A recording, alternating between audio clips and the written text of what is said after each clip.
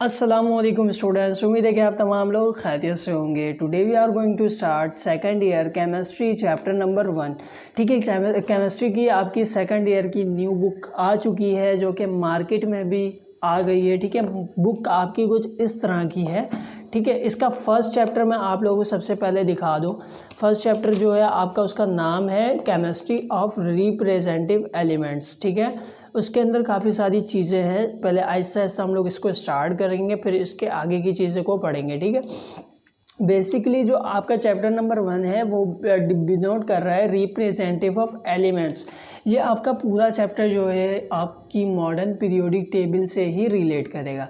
मैंने आप लोगों को फर्स्ट वीडियो, जो सबसे पहले ही वीडियो मैंने बनाई थी केमिस्ट्री की, जो लो क्वालिटी में थी, लेकिन उसके अंदर मैंने जो चीज़ें बताई थी मॉडर्न पीरियोडिक टेबल के हवाले से, जो कि मुझे पता था कि ये चीज़ें आने वाली हैं, इस वजह से मैंने आप लोगों को एक्सप्लेन कर दिया था। और जब आपकी न्यू बुक आ गई तो उसके फर्स्ट चैप्टर के अंदर ही ये चीज़ें आ गई। ठीक है, वो बेसिक चीज़ें मैंने आप लोगों को पहले ही एक्सप्लेन कर दी थी, उसका ओवरव्यू दे देता हूँ। सबसे पहले मैंने आप लोगों को क्या बताया था? सबसे पहले मैंने आप लोगों को बताया था कि लेफ्ट टू राइट अगर किसी भी पीरियोडिक टेबल के अंदर एलिमेंट्स को अगर हम पढ़ते हैं तो उसको बोला जाता है पीरियड मैनर।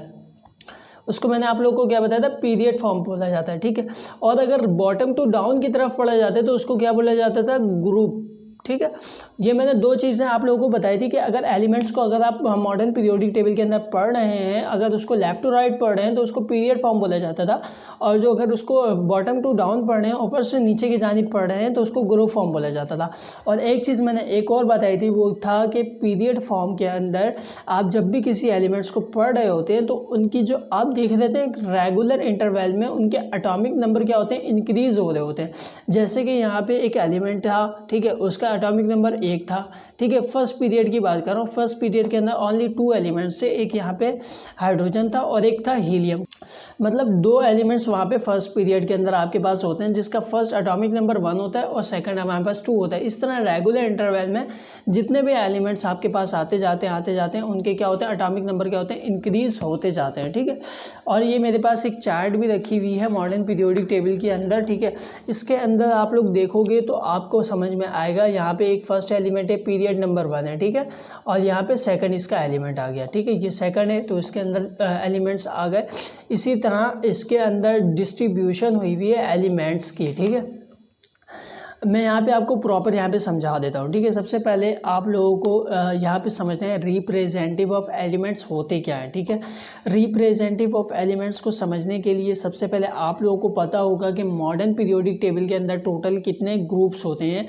ग्रुप्स मतलब एक ये ग्रुप, ये ग्रुप, ये ग्रुप, इसको बोला जाता है ग्रुप्स। ठीक है, अब फर्स्टली मैं आप लोगों को बताता हूँ 18 groups, there are 18 groups in modern periodic table. Modern periodic table के अंदर कितने? 18 ग्रुप्स आपके होते हैं। ठीक है, इसको तोड़ा जाता है रिप्रेजेंटेटिव ऑफ एलिमेंट्स और नॉन रिप्रेजेंटेटिव या ट्रांजिशन ऑफ एलिमेंट्स के अंदर तोड़ा जाता है। ठीक है, रिप्रेजेंटेटिव ऑफ एलिमेंट्स किसको बोला जाता है? सबसे पहले वो देख लो।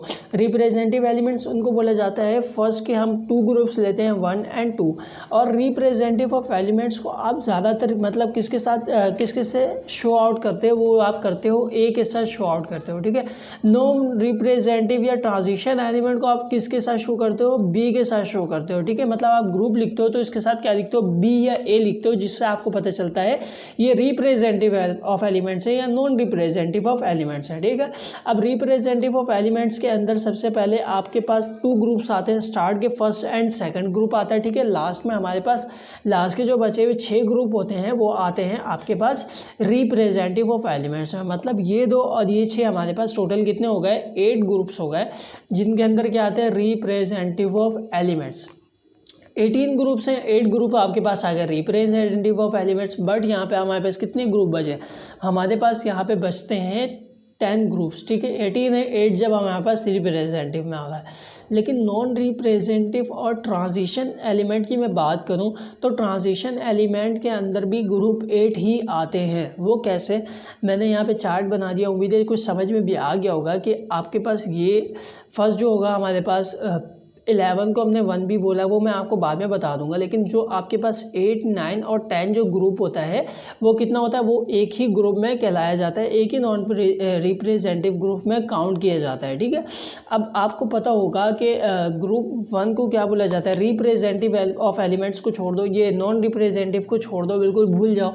अब मैं जो है आपसे बात कर रहा हूँ रिप्रेजेंटेटिव ऑफ एलिमेंट्स की, ठीक है। रिप्रेजेंटेटिव ऑफ एलिमेंट्स के अंदर सबसे पहले आप देखोगे ग्रुप 1, ग्रुप 2, ग्रुप 13, 14, 15, 16, 17 एंड 18, ठीक है।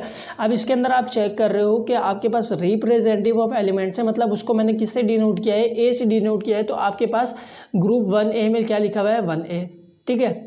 ग्रुप 2 में क्या लिखा हुआ है, 2A, 13 में क्या लिखा हुआ है, 3A, इसी तरह 4A, 5A, 6A, 7A और 8A, ठीक है। मतलब ये जो आपके पास ग्रुप है ये group of representative of elements हैं, ठीक है।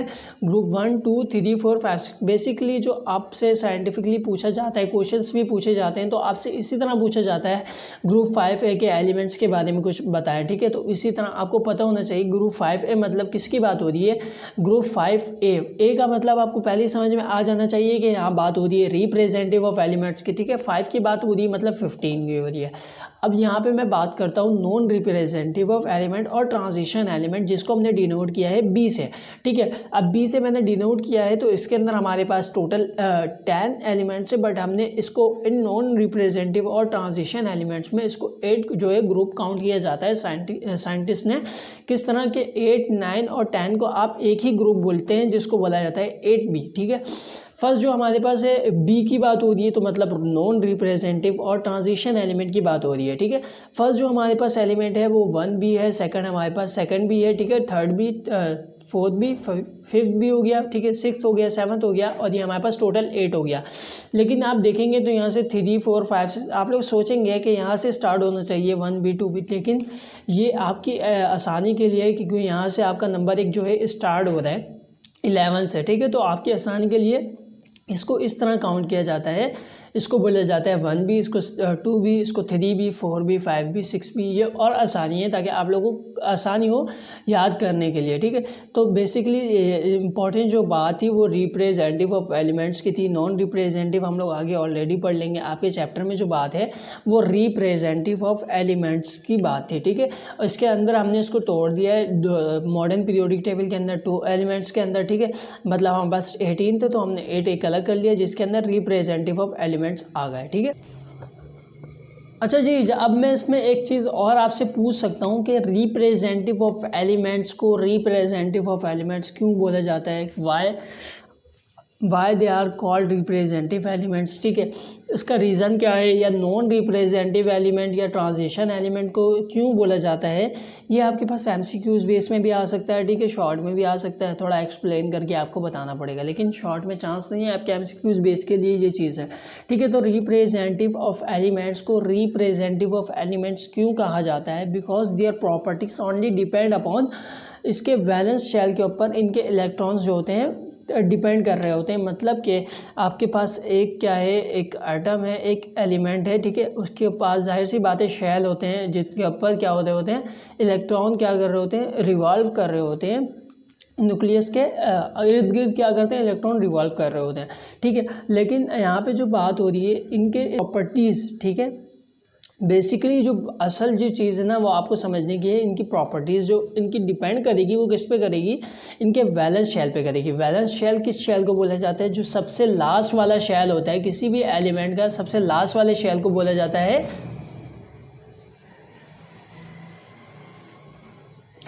सबसे लास्ट वाले शेल को क्या बोला जाता है, वैलेंस शेल बोला जाता है, ठीक है। लास्ट वाले शेल को, आपके शेल को क्या बोला जाता है, वैलेंस शेल बोला जाता है, ठीक है। ये डिपेंड करता है, इसकी प्रॉपर्टीज़ जो आपके एलिमेंट की प्रॉपर्टीज़ होगी वो डिपेंड करेगी इनके वैलेंस शेल पे। इस वजह से इनको रिप्रेजेंटेटिव ऑफ एलिमेंट्स कहा जाता है। नॉन रिप्रेजेंटेटिव एलिमेंट्स क्यों बोला जाता है, या ट्रांजिशन एलिमेंट क्यों बोला जाता है, बिकॉज इसका अपोजिट अगर आप ले लो कि इनकी जो भी केमिकल प्रॉपर्टीज़ होंगी वो डिपेंड नहीं करती इनके वैलेंस शेल के ऊपर, इस वजह से इनको नॉन रिप्रेजेंटेटिव बोला जाता है, ठीक है। सिंपल सी ये चीज़ थी। अगर आपसे आपसे किसी भी एलिमेंट के बारे में पूछा जाए, ठीक है, आपको पता होना चाहिए ग्रुप 1A की बात हो रही है, 2A की, अगर A की बात हो रही है मतलब रिप्रेजेंटेटिव, और अगर B की बात हो रही है तो मतलब नॉन रिप्रेजेंटेटिव या ट्रांजिशन की बात हो रही है, ठीक है।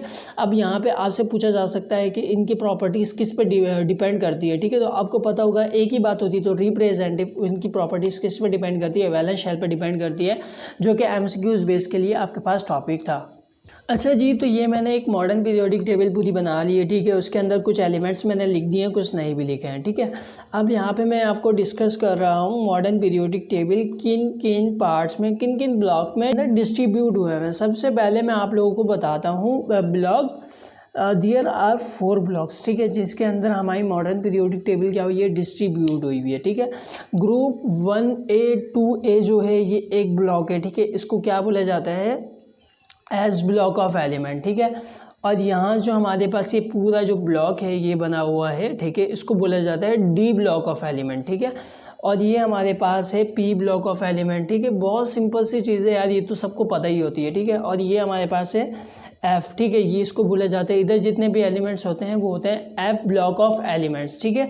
और आप लोगों को मैंने ऑलरेडी बताया हुआ है कि एलिमेंट्स के एटॉमिक नंबर क्या हो रहे होते हैं, इंक्रीज़ हो रहे होते हैं, ठीक है।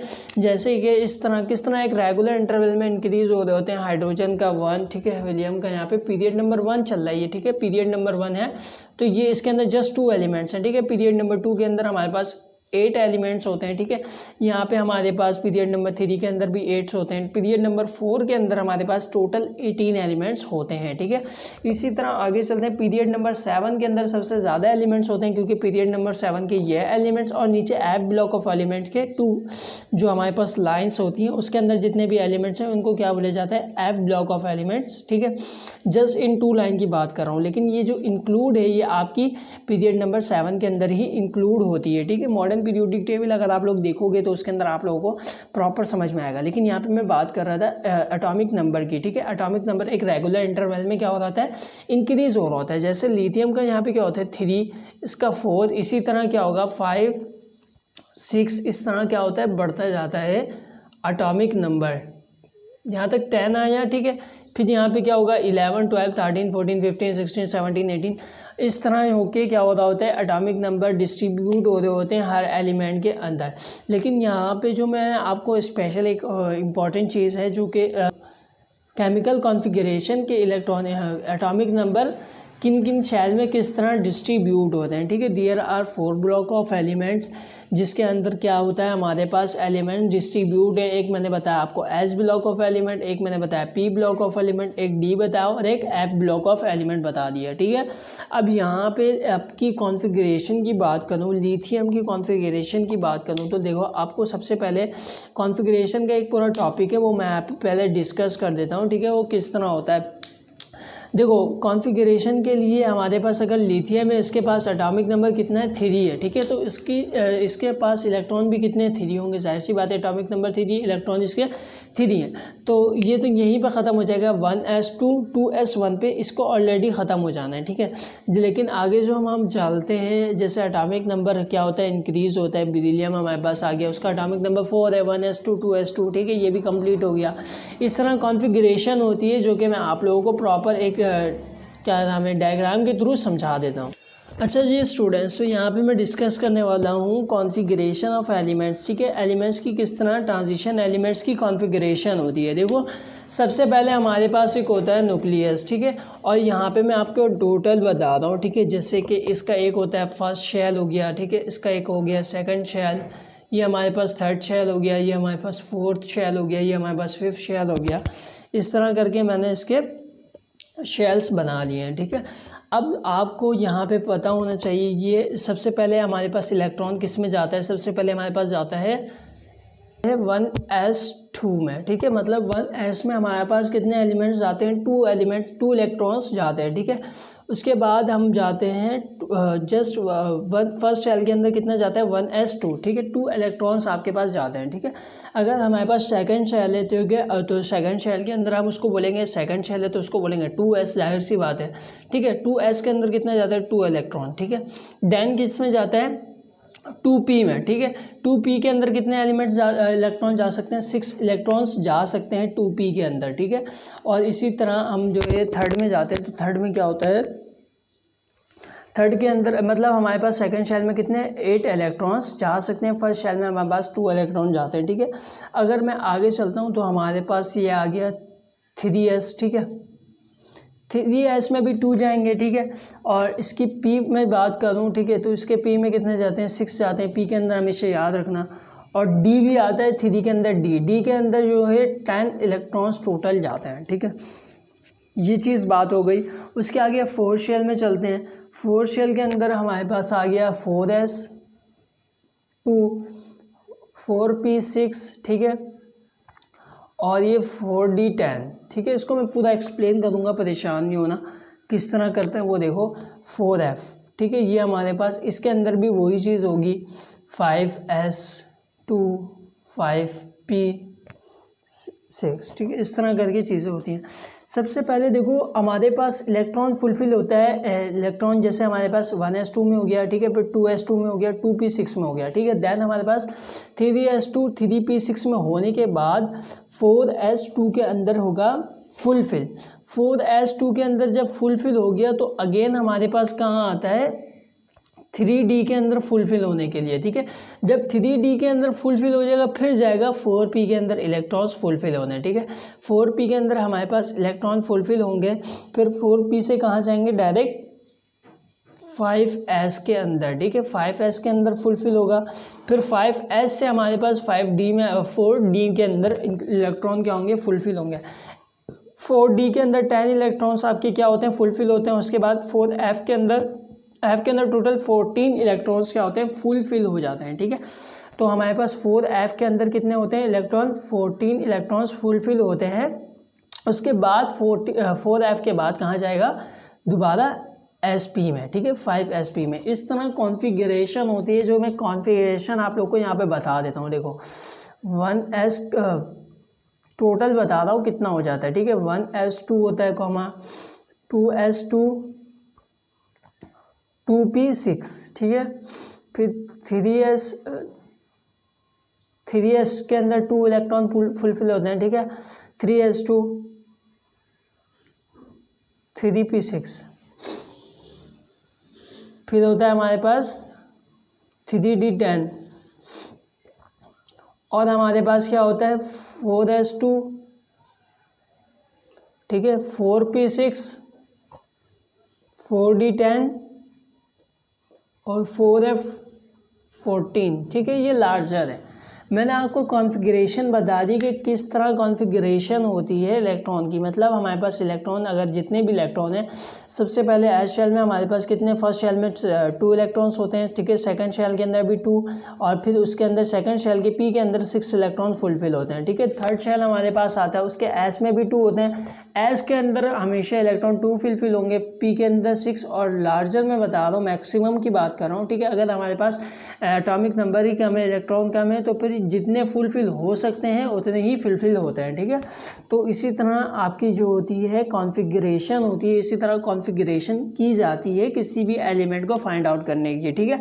अब यहाँ पे मैंने डिस्कशन कर ली आप लोग के कॉन्फ़िगरेशन से रिलेटेड। अभी मैं आगे जा रहा हूँ पीरियड की तरफ, ठीक है। पीरियड क्या होता है, और period first period second period से हम रिलेटेड बात करेंगे, ठीक है। सबसे पहले मैं बात कर रहा हूँ फर्स्ट पीरियड ऑफ एलिमेंट्स की, ठीक है।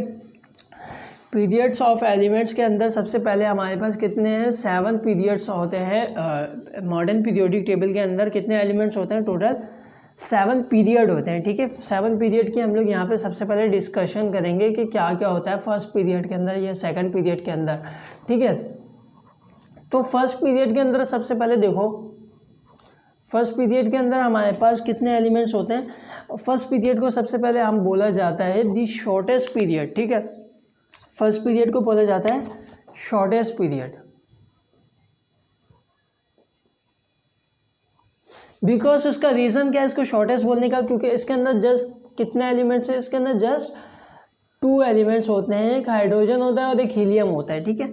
और हीलियम जो है हमारे पास, इसकी प्रॉपर्टी, इसको 8A के अंदर रखने की वजह क्या है, ये भी आपसे एमसीक्यूज बेस पे पूछा जा सकता है कि हीलियम को जो आपके पास सबसे लास्ट में लिखा हुआ होता है उसको 8A के अंदर इसको ग्रुप में रखने की वजह क्या है, या किसी भी एलिमेंट से आप पूछा जा सकता है कि इसको इसके ग्रुप के अंदर रखने की वजह क्या है, उसका रीज़न आप बताओगे, क्योंकि इनकी प्रॉपर्टीज़ जो है वो सिमिलर हैं इस ग्रुप से, ठीक है। मतलब अगर आपसे हीलियम का पूछा जाता है तो आप बोलोगे helium property is similar from group 8A, ठीक है। इसी वजह से इसको किस में रखा गया है, ग्रुप 8A में, ठीक है। सेकंड पीरियड, फर्स्ट पीरियड की मैंने बात कर ली, उसको क्या बोला जाता है, शॉर्टेस्ट पीरियड। उसका रीज़न है कि इसके अंदर जस्ट 2 एलिमेंट्स होते हैं, ठीक है। सेकंड पीरियड की यहाँ पे मैं बात करता हूँ, सेकंड पीरियड की मैं यहाँ बात कर लेता हूँ।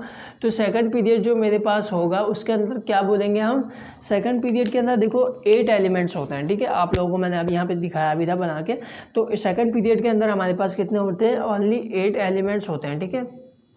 8 एलिमेंट्स हो गए, ठीक है। इसका फर्स्ट एलिमेंट क्या है आपके पास, फर्स्ट एलिमेंट हमारे पास इसका होता है लिथियम, ठीक है। ये क्या है हमारे पास, अल्कलाई मेटल, ठीक है।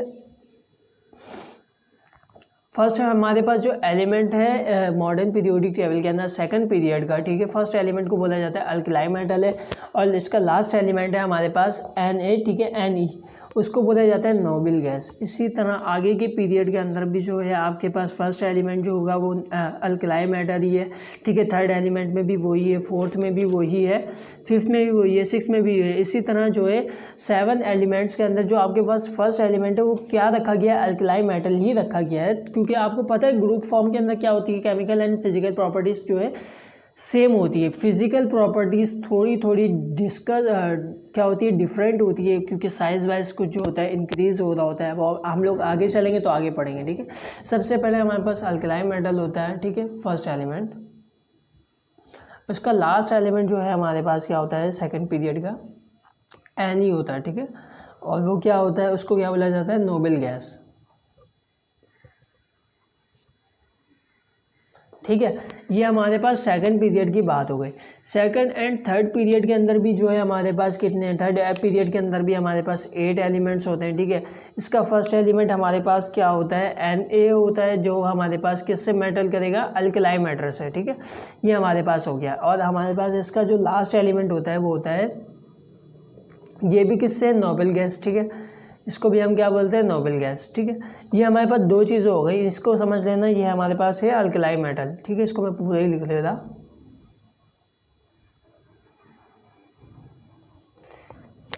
सेकंड हमारे पास क्या होता है, लास्ट जो हमारे पास एलिमेंट होता है वो होता है Ar। थर्ड पीरियड की यहाँ पे मैं बात कर रहा हूँ। तो ये हमारे पास थर्ड पीरियड होता है अल्कलाई मेटल फर्स्ट, और सेकंड हमारे पास होते हैं नोबल गैस, ठीक है।